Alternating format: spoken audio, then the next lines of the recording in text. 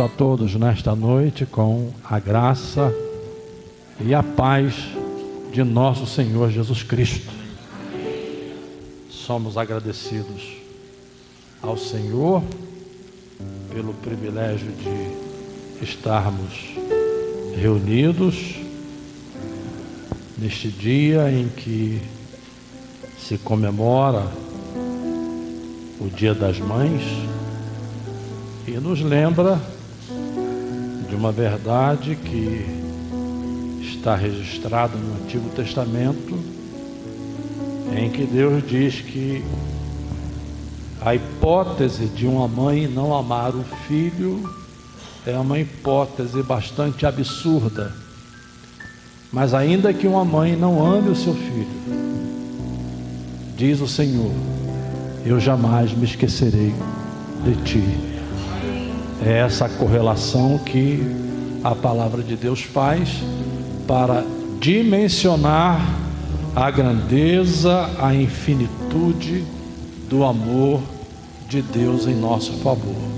Então, nesta noite, cumprimento as mães presentes, cumprimento as mães que estão em casa, assistindo a esta transmissão ao vivo, que o Senhor possa encher os seus corações de bênçãos, de alegria e de gratidão por serem mães. Dito isto, eu gostaria de convidá-los a abrir a Bíblia no Evangelho de João. E enquanto abrem os seus exemplares da Escritura, agradeço ao pastor Cristiano, à igreja, ao pastor Marcos, o privilégio de poder nesta noite ser o mensageiro da palavra de Deus. Evangelho de João, capítulo 19 e o verso de número 9. Uma das coisas boas de se pregar aqui é que você é agraciado com água e também com pelo menos um suco de uva, um suco de laranja.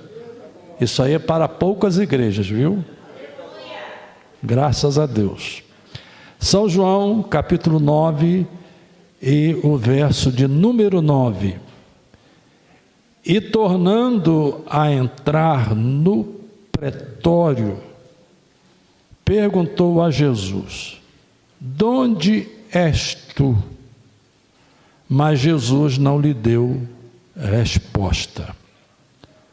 Nesta noite eu gostaria de tomar esta pergunta feita por Pilatos, donde és tu, para ao redor dela desenvolver a exposição da nossa mensagem. Estamos neste capítulo 19, acompanhando o julgamento de Cristo antes de sua execução na cruz. E embora Pilatos não encontrasse vestígios de qualquer crime para condená-lo, ainda assim, seguindo um rito comum na época da Páscoa, deixou que o povo decidisse quem deveria ser solto, se Barrabás ou se Jesus. Mas antes de cumprir o ato, mais uma vez, é isso que o texto diz, Jesus entra no pretório, ou seja, entra na área de julgamento e faz essa pergunta: donde és tu? Jesus não lhe responde. E Jesus é advertido por Pilatos, que lhe diz que tinha autoridade tanto para soltá-lo quanto para crucificá-lo. E aí Jesus retruca e diz que ele não tem autoridade se essa autoridade não fosse dada por Deus. E isso faz com que eu diga nesta noite que nenhuma autoridade neste mundo é exercida se ela não for dada por Deus. Seja quem for, Deus é soberano, Deus conduz a história, e através das contingências da história, as coisas vão acontecer exatamente do modo como Deus planejou.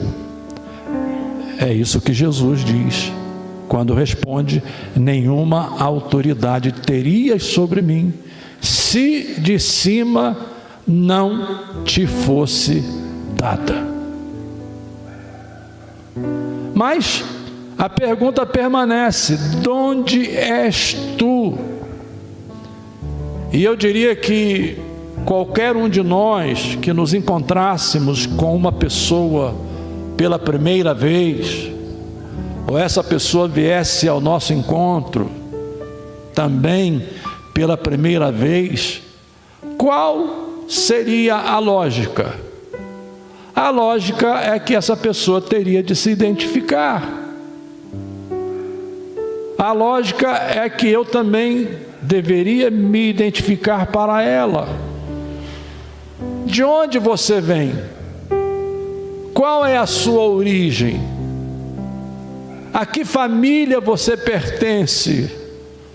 Ou como na leitura que o meu querido evangelista fez nesta noite, em que aqueles discípulos viraram-se para Jesus e lhe perguntaram: és tu forasteiro que não conheces o que está acontecendo em Jerusalém por esses dias? Jerusalém estava em ebulição, e Jesus se aproxima deles e pergunta a eles: o que é que vocês conversam? E eles ficam assim abismados: será que tu não sabes o que está acontecendo em Jerusalém por esses dias? Então eles tiveram a Jesus como um forasteiro naquele primeiro encontro, e eventualmente quando nós nos encontramos com um desses forasteiros, digamos assim, com uma pessoa pela primeira vez, nós queremos conhecer essa pessoa, nós queremos saber quem ela é. E o ponto central da pregação do Evangelho, principalmente quando pregamos o Evangelho para a salvação, e esse é um grande desafio que nós como igreja temos enfrentado nos últimos dias. Pregamos a mensagem que possa satisfazer a nossa alma, que possa edificar o nosso coração, que possa eventualmente massagear o nosso ego, mas nos esquecemos de pregar o Evangelho para a salvação. E quando pregamos o Evangelho para a salvação, uma das primeiras coisas que precisamos fazer é apresentar quem Jesus é. Por que é que nós estamos pregando Jesus? Por que é que nós estamos anunciando Jesus? Por que é que esse culto, do começo ao fim, é um culto que gira ao redor da pessoa de Jesus? Esse culto não gira ao redor de apóstolos, ao redor de pastores, ao redor de lideranças proeminentes, ao redor de quem quer que seja. Esse culto gira ao redor da pessoa de Jesus. Sempre Jesus. Ninguém menos do que Jesus. E ninguém mais do que Jesus, porque o próprio Jesus é Deus, igual ao Pai, igual ao Espírito Santo. Então, essa é uma das primeiras premissas que nós temos de apresentar quando anunciamos o Evangelho, é dizer quem é Jesus. Por que razão Ele é o Salvador? Por que razão Ele veio ao mundo? E é essa pergunta que Pilatos faz: de onde és tu? E aí, fazendo uma exposição muito rápida nesta noite, vamos ponderar algumas coisas. Primeiro, quando lemos acerca do nascimento de Jesus, nós percebemos uma conjugação de circunstâncias que convergiram para o seu nascimento. Geralmente, do lado humano, quando as coisas acontecem de uma maneira tal que elas convergem para um ato que desejamos, geralmente nós costumamos dizer que foram coincidências. As circunstâncias foram tão coincidentes que elas se ajustaram de tal modo que o resultado daquelas coincidências foi o resultado que nós pretendíamos que acontecesse. Eu vou dizer uma coisa para você nesta noite. Apesar da nossa responsabilidade humana, apesar de sermos responsáveis pelas ações que praticamos, na terminologia bíblica, na terminologia cristã, na terminologia da palavra, não existem coincidências. Não são as coincidências que fazem com que as coisas aconteçam no propósito que Deus estabeleceu. Mas Deus usou as coincidências, ou Deus usou as circunstâncias para que elas no tempo certo, no tempo exato, pudessem produzir aquele resultado. E eu creio que você, como cristão, aqui em nosso culto presencial, você aí em seu lar, assistindo a transmissão ao vivo, provavelmente já tenham experimentado alguma coisa desse gênero.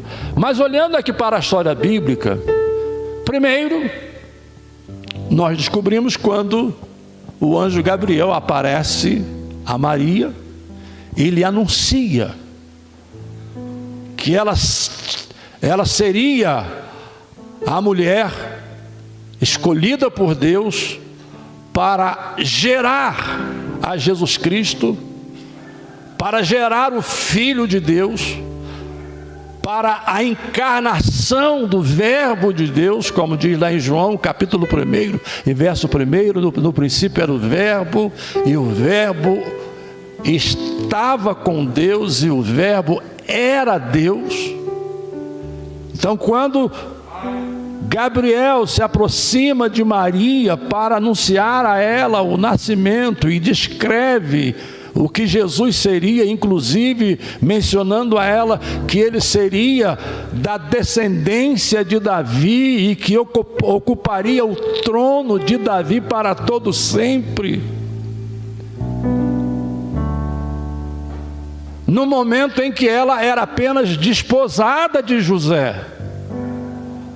A Bíblia diz que ambos ainda não tinham tido relações sexuais.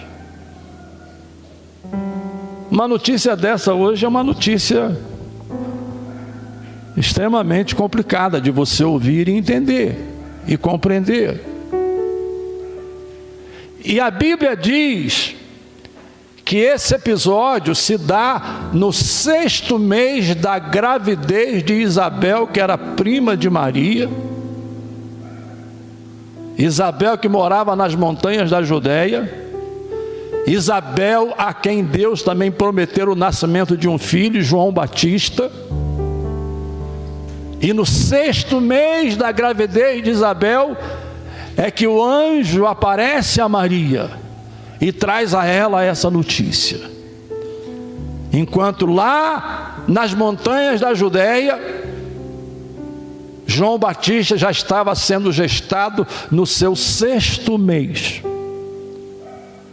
Deixe-me parar aqui para dizer uma coisa. Para você que é abortista, se aquelas mulheres pensassem como você, João Batista não teria nascido. Se aquelas mulheres pensassem como você, Jesus Cristo não teria nascido. Mas aquelas mulheres criam que a vida passa a existir desde a concepção. E a partir do momento em que há a fecundação, é uma nova vida, e essa vida tem tanto valor quanto a vida que você tem. Essa vida tem tanta importância, não é meramente um caramujo, um verme ou qualquer outra coisa, mas é um ser humano completo. O que acontece é que ele desenvolve as suas potencialidades, mas ali, intrinsecamente, já está um ser humano completo. Então, aborto não é simplesmente crime, aborto é assassinato, aborto é um ato contra a vontade de Deus. Ainda bem que elas não eram abortistas. Lá estava ela, Isabel. No 6º mês, o anjo aparece a Maria. E Maria eventualmente resolve ir às montanhas da Judéia. Você pode imaginar aí uma viagem montada num camelo ou num jumento, porque não havia transporte como temos hoje, claro, óbvio. Isso aqui é até absurdo eu dizer isso. Uma distância de mais de 100 quilômetros, ela vai à casa de Isabel e de repente, diz o texto lá em Lucas, quando ela chega na casa de Isabel, Lucas capítulo 1 e verso 39, naqueles dias, dispondo-se Maria, foi apressadamente à região montanhosa, a uma cidade de Judá. Entrou na casa de Zacarias, que era o esposo de Isabel, e saudou Isabel.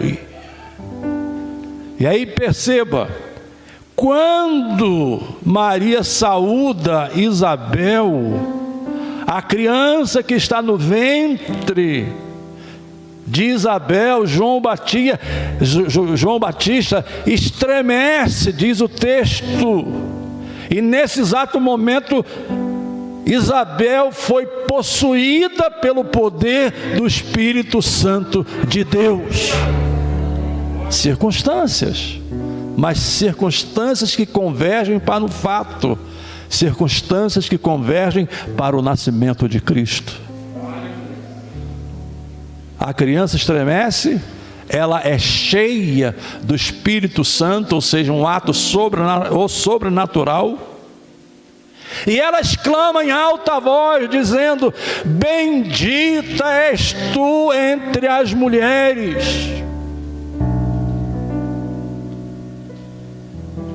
e bendito o fruto do teu ventre.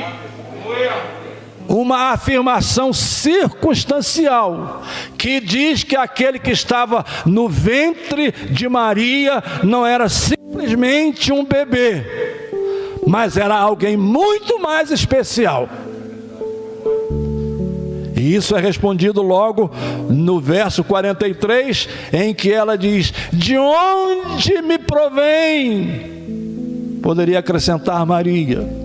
De onde me provém, Maria, que me venha visitar a mãe do meu Senhor? Pelo Espírito de Deus, ela diz que aquele que estava no ventre de Maria não era simplesmente um bebê, era o Senhor da glória, era o Senhor do universo, era o Senhor poderoso, que estava sendo gestado agora em sua condição humana.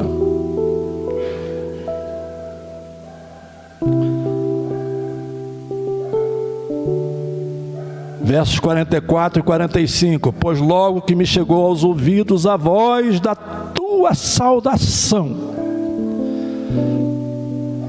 meu coração vibra ao ler isso. A criança estremeceu de alegria dentro de mim.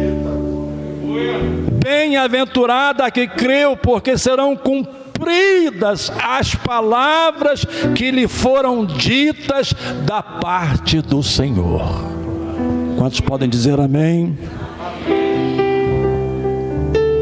Mas aí vem o nó.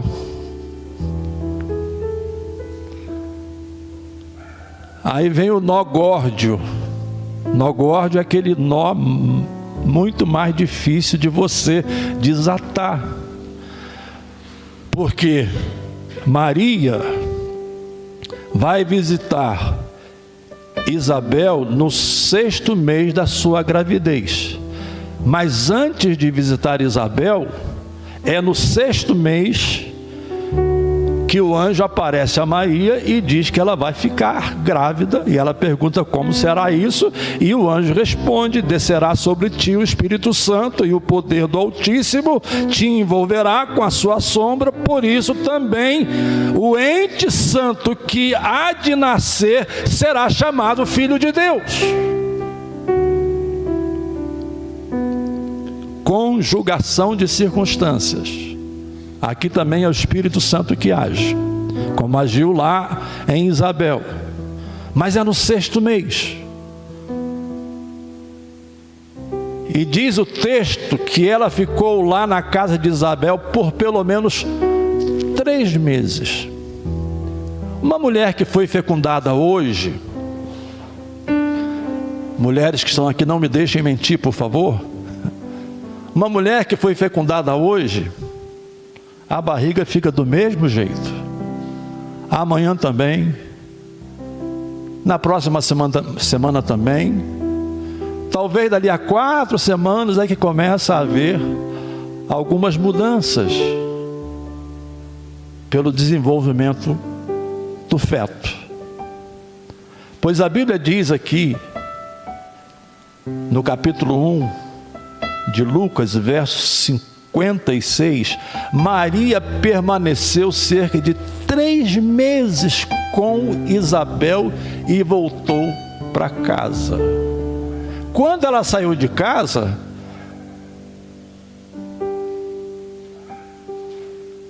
vou fazer você de José e a Roseli de Maria. Você olhou para Maria, tem nada, né? 3 meses depois, quando ela voltou, que diferença é essa? Perdão, Roseli. Perdão, Edson. Que diferença é essa? Que barriga é essa? Nós não tivemos relações sexuais. Mas Maria é íntegra. José não pôs em dúvida a integridade de Maria. Ela é íntegra. E eu não quero difamá-la. Eu não quero, de maneira nenhuma, que o seu nome seja conspurcado. Conjugação de circunstâncias. Aí à noite José está lá deitado, esperando a hora de acordar e procurar os pais de Maria e dizer: olha, houve alguma dificuldade, eu vou viajar, fazer uma viagem muito longa, e eu não vou poder cumprir o meu compromisso. Se tiver de devolver aqui alguma soma de dinheiro, eu vou devolver a soma de dinheiro. E o que acontece? Ele tem uma visão.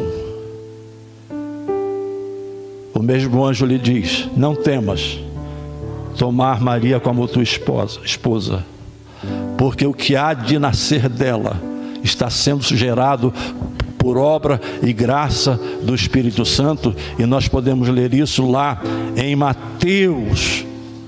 Vamos lá para Mateus, no capítulo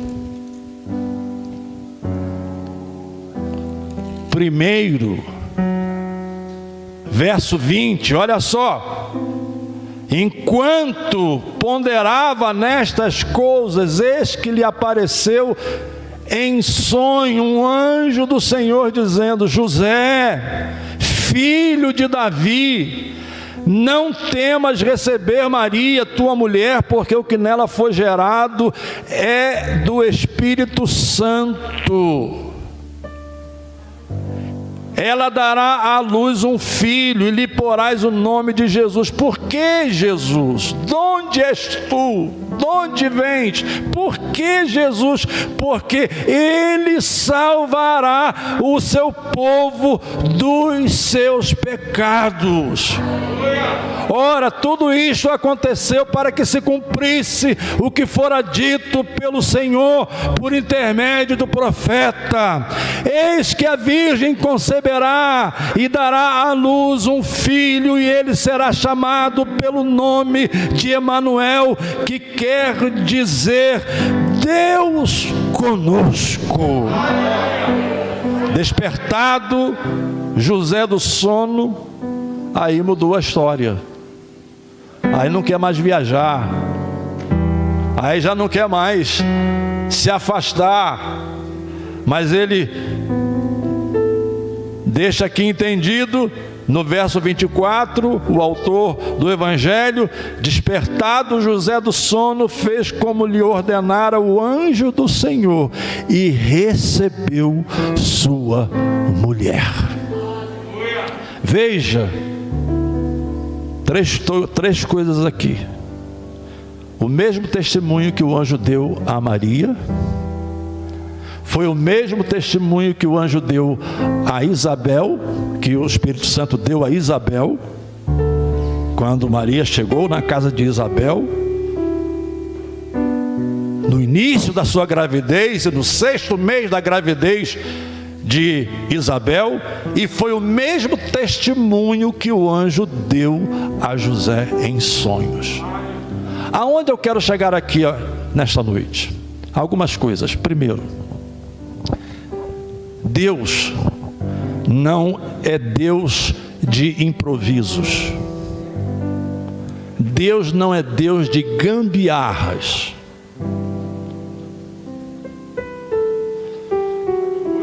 Glória a Deus. Quantas gambiarras, né? São feitas. Gambiarra não é o meio mais certo de fazer as coisas.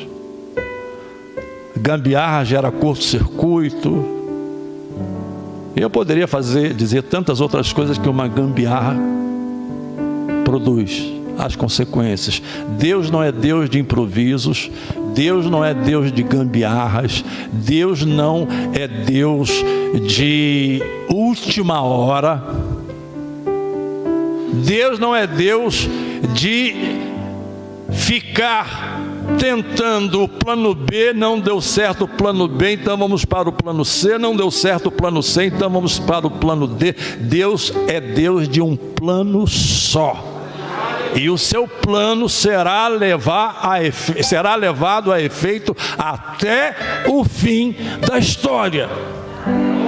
E eu digo isso aqui para afirmar uma coisa: Deus não fala uma coisa aqui para desafirmar ali, e Deus não diz uma coisa ali para contraditar aqui. Deus também não é um Deus de contradições. Então essa conjugação de circunstâncias, no 6º mês, o anjo anuncia a Maria o nascimento de Jesus. 6º mês da gravidez de Isabel. No 6º mês, Maria vai à casa de Isabel. E Isabel é tomada pelo poder do Espírito Santo. Espírito Santo, irmãos, não é aquele ser divino, glorioso, pessoal para produzir espetáculo. O Espírito Santo trabalha sempre dentro dos propósitos de Deus. E quando o Espírito Santo possui uma pessoa com poder e autoridade, é para cumprir um propósito. Isabel foi possuída pelo Espírito e diz: quem é essa que me vem? E em cujo ventre carrega o meu Senhor. Você não está adorando um Cristo morto, você não está adorando um Cristo na sepultura, você não está adorando um Cristo amuado do lado de Deus. Não, você está adorando o Cristo que tem todo o poder no céu e na terra, toda a autoridade, está assentado no trono, ascendeu ao céu e um dia voltará para arrebatar a sua igreja, para estar com a sua igreja, para receber a sua igreja e estabelecer o seu reino, como o anjo disse a Maria. E ele se assentará no trono de Davi e reinará para todo sempre. E aí eu volto à pergunta: de onde és tu? Para concluir a mensagem, essa resposta pode ser dada com duas genealogias. A primeira, a própria genealogia que Lucas escreveu. Não se preocupe que eu não vou ler. Eu só perguntei ao pastor Cristiano se esse microfone aguentava até meia-noite. Foi a única pergunta que eu fiz a ele. Ele me garantiu que aguenta até 00:30. Então estamos tranquilos, né? Estamos tranquilos. Muito bem. Quando chegamos em Lucas, no capítulo 3, a partir do verso 23, eu não vou ler, nós temos aqui uma genealogia de Jesus. E essa genealogia começa da frente para trás. Ou seja, ela começa em Jesus. Verso 23. Ora, tinha Jesus cerca de 30 anos ao começar o seu ministério. Era, como se cuidava, filho de José. E aí vem toda a história da frente para trás, e chegando lá no verso 38, terminando a genealogia em quem? O verso 38 diz: Cainã, filho de Enos, Enos, filho de Sete, e este, filho de Adão, e Adão, filho de Deus. Aqui é a origem humana de Jesus. A humanidade de Jesus, quando ele se humaniza, quando ele se faz homem. E isso é resumido naquela doxologia de Paulo em Filipenses, quando ele diz que Jesus não teve por usurpação ser igual a Deus, mas humilhou-se, tomou a forma humana, fez-se semelhante aos homens e foi obediente até a morte, e morte de cruz. Então é a humanidade de Jesus. Jesus, ele sentiu cansaço, Jesus chorou, Jesus dormiu, Jesus comeu, até depois da ressurreição, com seu corpo transformado, ele chega na praia lá na Galileia, faz um foguinho, começa a assar um peixe, e aí os discípulos: quem é esse? Jesus, humano. Aqui é o lado humano. Mas ainda assim, nessa descrição genealógica que começa com Jesus e termina lá com Adão, não termina com Adão, termina dizendo filho de Deus. Em outras palavras, ainda assim, sendo humano, Jesus é o filho de Deus. Agora, olhando a outra genealogia, a de Mateus, ela já inverte. Ela vem de trás para frente. E ela não começa com Adão. Ela começa com Davi. Livro da genealogia de Jesus Cristo, filho de Davi. Aí reporta a Abraão, né? De Davi dá um pulo histórico e vai a Abraão. E aí vem descendo Abraão, gerou Isaac, etc, etc. até chegar no verso 16, dizendo: e Jacó gerou a José, marido de Maria, da qual nasceu Jesus, que se chama o Cristo. E esse que se chama o Cristo não é simplesmente um título. Quando se diz aqui, se chama o Cristo, se diz exatamente aquilo que o anjo disse a Maria, se diz exatamente aquilo que o Espírito Santo revelou a Isabel, e se diz exatamente aquilo que foi revelado a José: Jesus o Cristo, ou Jesus o ungido, Jesus o escolhido de Deus, Jesus o Senhor, Jesus o Messias, Jesus o Rei, Jesus o Salvador, que hoje nos redime dos nossos pecados, e a quem hoje adoramos em espírito e em verdade, e com quem um dia estaremos para todo sempre na sua glória eterna. Glória a Deus. Então Cristo é ao mesmo tempo humano em sua vida física e ao mesmo tempo divino, porque a sua origem é o próprio Deus. Ele encarna em Maria, e essas duas naturezas estão em Jesus, inseparáveis, porque necessário era que alguém morresse, e não havia na terra quem pudesse morrer em nosso lugar para cumprir a sentença. Jesus então toma a nossa forma, sobe a cruz, embora com a natureza divina, no entanto despojado dela. É tanto que na cruz ele diz: Deus meu, por que me desamparaste?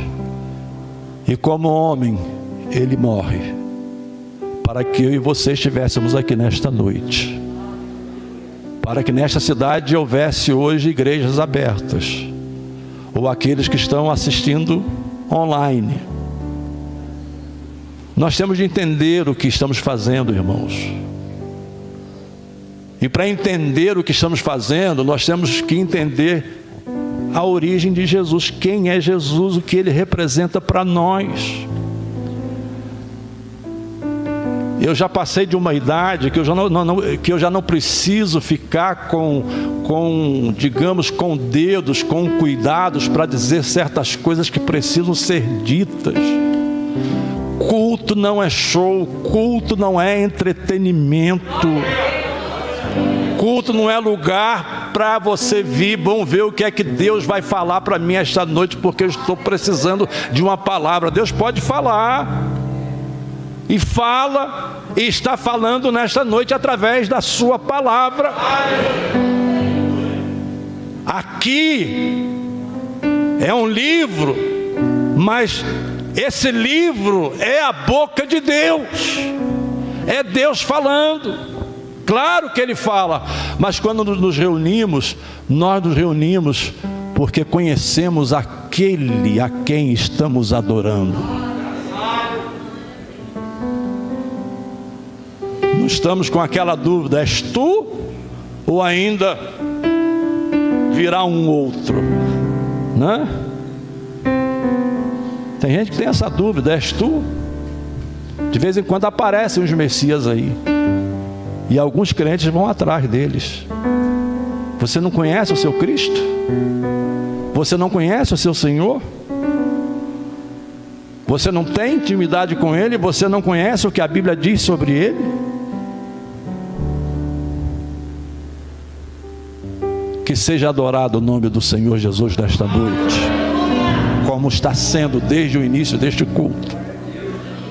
E que voltemos para os nossos lares em culto no nosso coração, porque o culto do verdadeiro crente não termina nunca. Ele cultua em casa, ele cultua na rua, ele cultua na escola, ele cultua no banheiro, ele cultua sentado no vaso, ele cultua fazendo xixi. Aonde ele está, ele cultua, porque até o fazer xixi e fazer qualquer outra necessidade fisiológica é porque o teu corpo funciona bem, e ele funciona bem porque foi criado por Deus, com todas as funcionalidades que seu corpo tem. Então a ele a glória, a ele o louvor para todo sempre. De onde és tu? De onde vens? Ele vem de cima, ele vem do alto, foi à cruz, morreu. És tu, forasteiro, que não sabes o que acontece em Jerusalém? Para aqueles 2 discípulos, Jesus estava na sepultura, enquanto naquele momento o forasteiro era o próprio Jesus entre eles. E depois eles reconheceram. Porventura não ardia em nossos corações enquanto ele nos falava? 40 dias depois, Jesus ascendeu ao céu.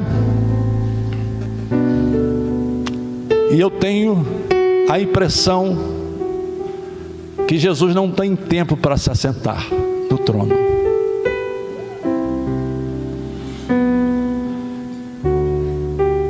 Estevão, quando foi apedrejado, ele teve uma visão, e diz a Bíblia que ele viu os céus abertos e viu Jesus em pé à destra de Deus.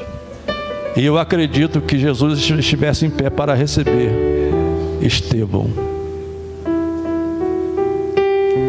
Quantos irmãos nossos morreram por causa da Covid?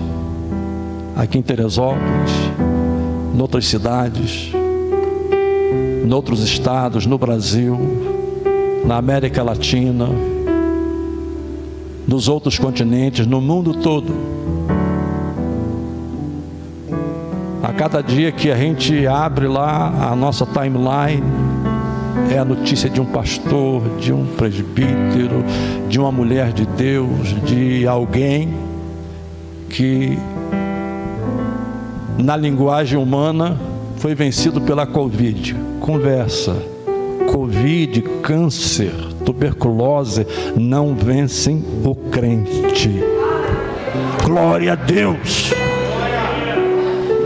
Covid, câncer, tuberculose, qualquer outra doença não vencem o crente, porque o crente já venceu em Cristo Jesus, nosso Senhor. Glória a Deus. E eu creio que Jesus não tem tempo de se assentar, porque Ele está de pé, dizendo: bem-vindo, venha, entre, a casa é sua. Deixe-me humanizar um pouco isso. Vem tomar um café comigo, vem tomar um chá comigo, vem comer um biscoito comigo. A Bíblia diz lá no Apocalipse que é um maná escondido. Então não me pergunte se é escondido. Eu não sei, eu não vi, eu não sei, meu querido Werner. Fugiu o teu nome. Valdec, obrigado Valdec Amaral. Eu não sei, mas ele está de pé dizendo: bem-vindo. Eu acho que a cada segundo entra um remido no céu. Vou repetir: a cada segundo entra um remido no céu. Uma vez mais: a cada segundo entra um remido no céu. Glória a Deus. Nós não somos vencidos pela Covid de forma alguma. A Covid é meramente um instrumento, é um meio. Eu não estou dizendo que é fácil, que você não sofre, não estou dizendo nada disso. E a Bíblia não diz que o mundo é feito de plena felicidade. Deus, a própria palavra diz que no mundo tereis aflições. Então, essas aflições serão sentidas, mas eu sei de histórias, e muitas delas, de pessoas que nessas aflições, elas foram consoladas lá dentro daquela UTI onde não se pode entrar ninguém. Elas não foram consoladas pela enfermeira, nem pelo médico, nem por algum parente, mas o próprio Senhor apareceu a elas para consolá-las, para dizer a elas: aguenta mais um pouco, que daqui a pouco eu estou lá para te receber de braços abertos. Glória a Deus. De onde és tu? Ele veio de lá. E de onde são vocês? Nós somos daqui e vamos para lá. Glória a Deus.